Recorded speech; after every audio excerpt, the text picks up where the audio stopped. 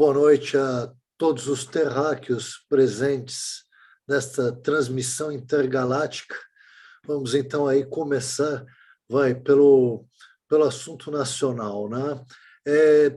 Relativamente à visita do Lula aos Estados Unidos, tudo isso só confirma aquilo que já sabíamos, né? Que o Lula é e sempre foi um agente de influência estrangeira no Brasil,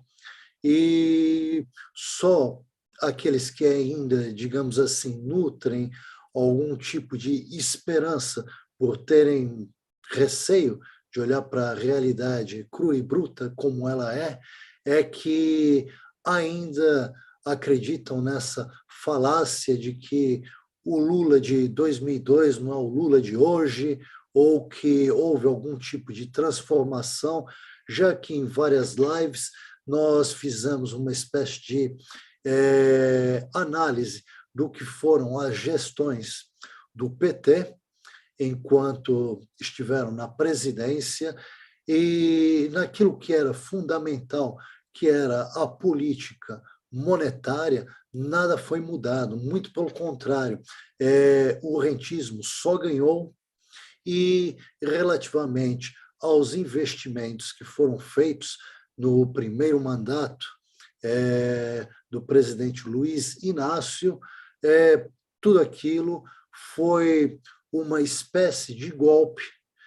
em que já se sabia de maneira prévia que a Petrobras iria assumir o risco, iria assumir os custos do desenvolvimento dos campos do pré-sal, e, se tivesse prejuízo, a Petrobras iria arcar com esse prejuízo, né? Provavelmente seria até desmantelada por isso. Caso tivesse sucesso, era já um jogo de cartas marcadas, haveria depois a alienação de todo esse patrimônio para o capital internacional. Foi isso que vimos. A população se endividou alegremente naqueles anos da presidência Lula, em que a economia brasileira teve um sucesso aparente graças ao sucesso econômico chinês, que puxou para cima o preço das commodities, e a primeira crise, né, entramos aí numa espécie de ciclo vicioso do qual não saímos até hoje. Essa terceira presidência do senhor Luiz Inácio é a prova disso. Bom, essa visita do presidente Luiz Inácio aos Estados Unidos, eu nem vou citar aqui os episódios vergonhosos em termos protocolares que transformaram o Brasil numa caricatura, mas o Brasil já vem sendo uma caricatura há muito tempo, até porque isso, verdade seja dita, já se transformou quase que na regra, né, da política internacional. Quase todos os países hoje em dia são uma caricatura, inclusive aqueles países que nós ainda hoje, por inércia, tendemos a considerar como modelos. Eu, que vivo cá na Europa, acompanho diariamente o desenvolvimento da política local, e posso vos garantir que a classe política europeia, com raríssimas exceções, diria aqui, olha, que a exceção honrosa na Europa, e digamos assim, ocidental, é a Hungria, ela é toda uma caricatura. Mesmo aqueles movimentos que se dizem antissistema, como, por exemplo, o movimento que levou na Itália a Giorgia Meloni ao cargo de primeiro-ministro, uma direita que, digamos assim, não deve nada a essa direita neocon que no Brasil levou aquele semi-analfabeto do Jair Bolsonaro à presidência. Bom, quanto ao que está se passando no Brasil, gostaria aqui de fazer uma referência, antes de passar o assunto adiante, mas vou agora falar só do Brasil mesmo, antes de passar para o Rafael, alguns fatos. No meio de tudo isso que está se passando, que é uma espécie de entrega, né, da Amazônia à chamada comunidade internacional, que nós sabemos que é um nome que mascara a comunidade, digamos assim, dos bilionários com interesses transnacionais. Essa entrega, ela foi, de certa forma, como é que eu posso dizer, reforçada do ponto de vista da perda de soberania da parte do Brasil, da cedência de soberania da parte do Brasil, pelas declarações a respeito do Brasil agora ter deixado de estar em cima do muro para assumir uma posição em relação à crise na Ucrânia. Essa posição que o Brasil assume nada mais é do que a condenação da Rússia, ou seja, a condenação do país que tem feito frente àquilo que deveria ser também considerado um inimigo pelo Brasil, se o interesse nacional brasileiro fosse o norte da classe política que, no atual momento, controla os rumos e a pauta da política brasileira. Isso tudo foi, de alguma maneira, como é que eu posso dizer, contrabalançado retoricamente pela tal recusa do governo brasileiro em aceitar o envio de munições para a Ucrânia. Mas isso não passa também de algo cosmético, pelo seguinte, é que aos Estados Unidos não interessava de forma alguma que o Brasil enviasse munições para a Ucrânia, pois se o fizesse, este governo seria completamente desmascarado por um ganho mínimo, pois isso não vai mudar os rumos da guerra, isso só iria indispor ainda mais o atual governo com a classe militar, pois como pode um governo que, ao mesmo tempo que descura as Forças Armadas Nacionais e cede a soberania nacional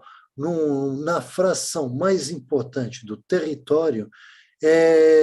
de repente, enviar munições para a Ucrânia. Os próprios Estados Unidos sabem que isso seria contraproducente. Portanto, isso não passa de uma operação cosmética, onde parece que o Brasil assumiu uma posição forte contra os Estados Unidos, mas, na verdade, isso é tudo uma jogada política para dar, de alguma maneira, uma espécie de o sabor nacionalista a um governo entreguista, para que o jogo não fique demasiado descarado e que nisso não suscite algum tipo de reação que pode vir a ter consequências. Eu noto no meio disso tudo, desse jogo que atualmente existe no Brasil, essa dialética entre uma direita e uma esquerda entreguista que dominam o cenário político nacional, que vai, enquanto eles debatem a respeito de temas que são absolutamente não essenciais para o futuro do Brasil, ambos os setores batem com força nas figuras que fazem aqui uma defesa da soberania brasileira, nomeadamente o ministro Aldo Rebelo. Eu noto que, de um lado, Aldo Rebelo está sendo atacado pela direita como sendo um comunista, enquanto, pela esquerda, ele está sendo atacado como sendo alguém de extrema-direita que faz de conta que é de esquerda. É muito interessante ver esse movimento, especialmente agora que o ministro Aldo Rebelo foi à Amazônia e resolveu expor, né, a partir do próprio local, tendo ali contato com os cidadãos brasileiros locais, de todas as etnias, o que realmente está se passando no terreno para desmascarar as mentiras, né, da mídia. Por outro lado, tenho visto aí muita gente agora falando a respeito da nomeação da ex-presidente Dilma Rousseff para a presidência do Banco dos BRICS, mas aqui eu vejo algo que não passa de, como é que eu posso dizer, também uma espécie de cedência quase que simbólica da China em relação ao Brasil para não criar grandes atritos desnecessariamente. Pois, verdade seja dita, o Banco dos BRICS é atualmente uma instituição sem nenhuma importância. E como poderia ter importância se, no fundo, o único país dos BRICS atualmente com capacidade para financiar grandes operações financeiras é a China, e a China, tendo essa carta na mão, tem todo tipo de incentivo para ela própria decidir onde vai investir o seu dinheiro. Para que ela vai ceder dinheiro para um banco onde ela há de perder controle sobre os próprios capitais, cedendo, de certa forma, até algum poder sobre a escolha de como esses capitais vão ser utilizados para um país que está claramente nas mãos do seu maior rival, os Estados Unidos. Portanto, isso tudo pode até ser uma jogada da China que passa por outro fator, que é o seguinte, colocar a China longe do Brasil, para que, de certa forma, ela tenha menos influência dentro do Brasil e possa ser mais vigiada pelos próprios chineses. Há aquele ditado, né? Diziam que o Churchill ele costumava dizer que é bom ter os amigos por perto e os inimigos ainda mais perto, justamente para você saber quais são os próximos movimentos deles.